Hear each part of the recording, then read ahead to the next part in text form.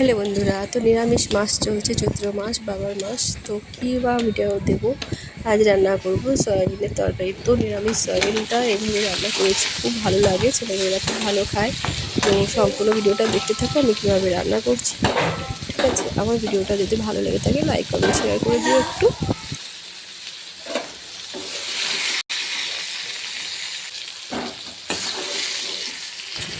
প্রথমে পটলগুলো ভেজে তুলে নিচ্ছি, তারপরে সয়াবিনটা সেদ্ধ করে রেখেছিলাম সেগুলো চিপে জলটা ফেলে দিচ্ছি।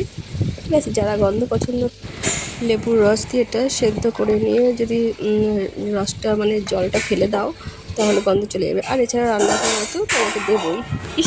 ওই তেলে আমি এবার আলুগুলো সব ভেজে নেব, আর তার মধ্যে আমি জিরেটাও একবারে দিয়ে দেবো, কারণ তেলটা ভালোই গরম আছে, জিরেটা এর মধ্যে দিলেও জিরে ভাজা হয়ে যাবে। আমি দিয়ে দিচ্ছি।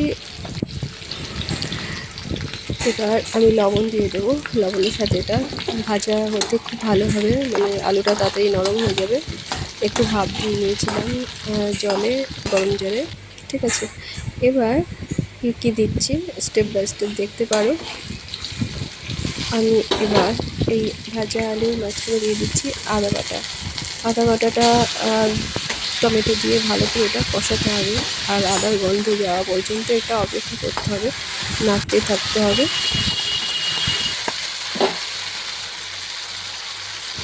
কষানোর সময় আদা বাটাটা দিয়ে দিয়েছি, সব মশলা একসাথে দিয়ে দিতে হবে, কারণ লঙ্কা বাটা, জিরে বাটা আমি দিয়ে দিচ্ছি, দিয়ে ভালো করে এটাকে কষাতে হবে। আর লবণও পরিমাণ মতো একবারে দিয়ে দিতে হবে। এখন দিয়ে ভালো করে কষিয়ে নিলাম, একটু মিষ্টি দিয়ে আমি, তোমরা যদি চাও দিতেই পারো, নাও দিতে পারো।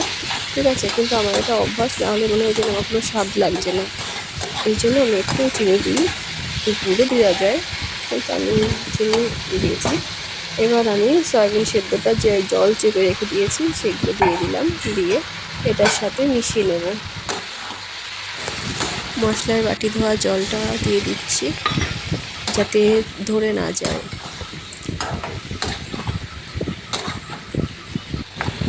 একটু ঢেকে রাখি যাতে এটা ভালো করে সেদ্ধটা হয়ে যায়, মশলাটা মিশে যায়।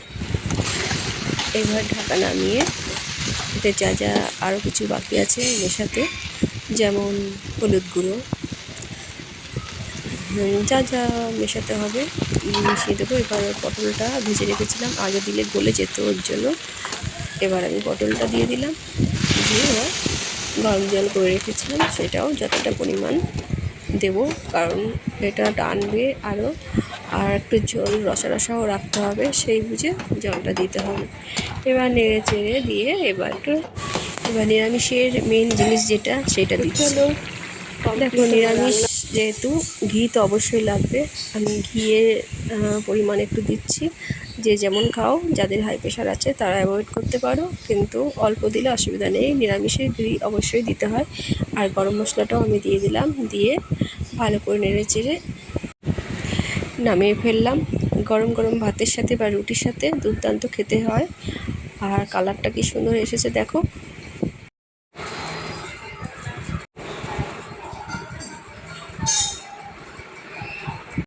আর এটা এখনও রান্না হয়নি, এটা রান্না করার সময় একটা ভিডিও করব, সেটা তোমাদেরকে দেখাবো। দেখো, মেয়ে খেতে বসেছে, বলছে শুধু সয়াবিন দিয়ে খেতে দাও, আর মাখতে পারে না, ফোন দেখবে না মাখবে, আমাকে বলছে মেখে দিতে।